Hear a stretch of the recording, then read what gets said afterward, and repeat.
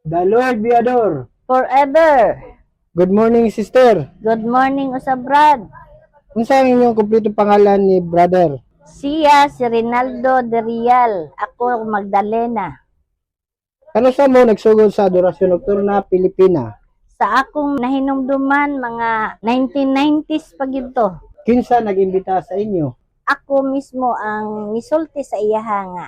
Kini ang organisasyon nga dapat nimong apilan kay ningon man ko sa iya nga mayon ni kay dili makita nya human gabi ini nya pagampo ang imong buhaton nga mao ang Adorasyon Nocturna Pilipina. Unsa ang nabuhat ni brother sa pagtukod sa Adorasyon Nocturna Pilipina sa BDLR? Kung ako'y pasultihon dako kay siya ang nag-imbitar sa nahimong hippie dito, gisupport namo siya sa pag nga makapadayon. Instead of first Saturday ilaha, gitransfer namo og second Saturday para apil mi kay first Saturday man mi kay hippie pa man pud siya atong panahon na dito sa Santo Rosario. Pagtukod na sa BDLR, support lang mi nya gikambyo sa namo og second Saturday diri para maka-attend po mi sa ato pa sa 1 month kaduha mi mo vigil, isa dito sa Santo Rosario ug isa diri sa BDLR. Napadayon to hantod nga mahilig man gyud ni siya mangimbita ba. Natukod ang BDLR kay sa pagdasig pod sa mga kaubanan ug labi na si Rinaldo de Real kay siya gyud ang mga mutudlo, musulti nga mauna. Maulang sa to. Kano sa niya gisugod o gitundog ang Adorasyon Nocturna Pilipina? Sa akong tan-aw, nakuanan niya si Brad Dodo nga as hippie. Dodo Otero na siya. Na hippie siya diha. Mga 2013 to siguro niya man. Ngadtungan hipa pud siya kay tungod kay siya pa ang hippie sa BDLR pero naga-support gyapon mi diri.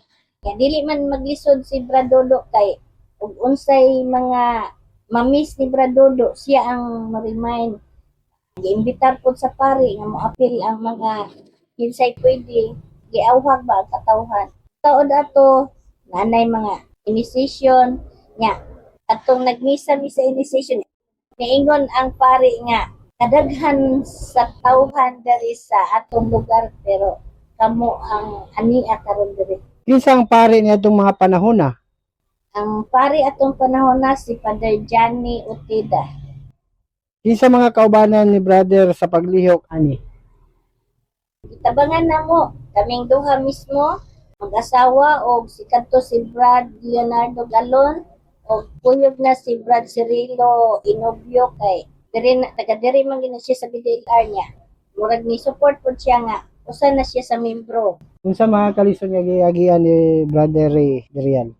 Ang kalisod daghan pero ang suporta sa Ginoo siksik liglig ug maapaw pa na himo ang tanan. Hangtod karon dili siya pwede mo absent sa adorasyon niya. Sige siya pangimbitar kanang kauban niya sa mga minister sa Christian. Ang hago niya nagi na imbitar niya. Nindot kay ang iyang naimbitar, mangimbitar pod. Manang karon buyag daghan mi sa adorasyon nocturna sa Virgen de los Remedios.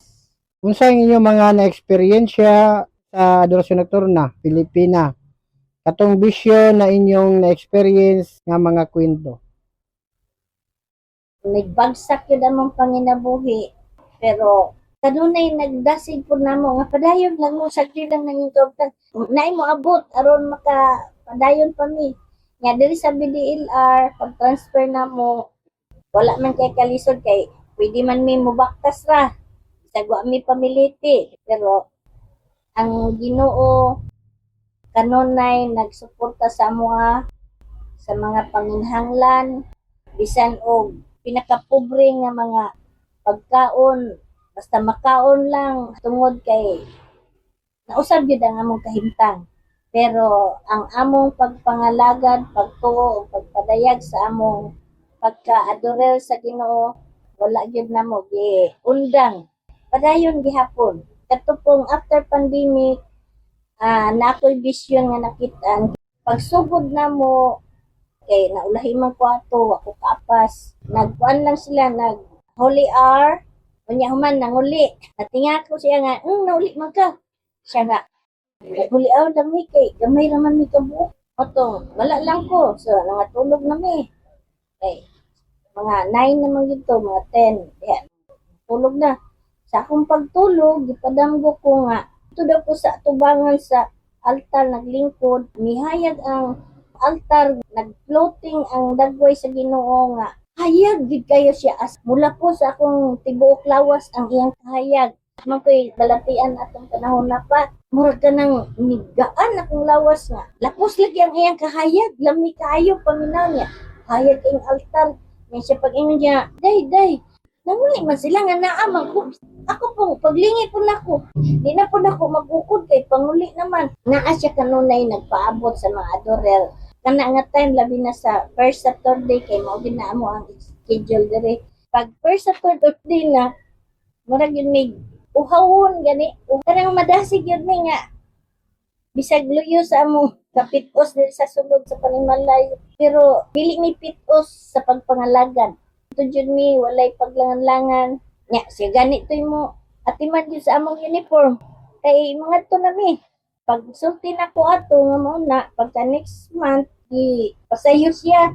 Nya niapas tayo ko. Nya niyon ko nga, uy, ayaw mo padayon tahan mo overnight taron kay padamguhon na pugoy mo tong padayon mi nya ako silang istoryahan.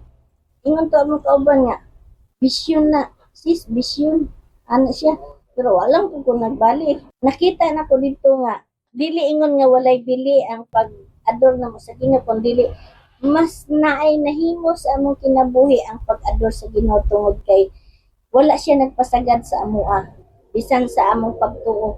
Kadtong nasakit na po siya bisag 1 hour lang mauban siya. Ingko sa iya nga ador lang ko ha. Pero kadtong last day na gyud niya first Saturday, kami ng duha. First time na mong duha nga wala gid ning duha. Kay tungod na sa iyang balatian hangtod nga miabot ning ingon ani na iyang kahimtang.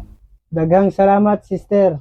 Salamat usab Timbahon ta ang Ginoo. hangtod sa kanturan.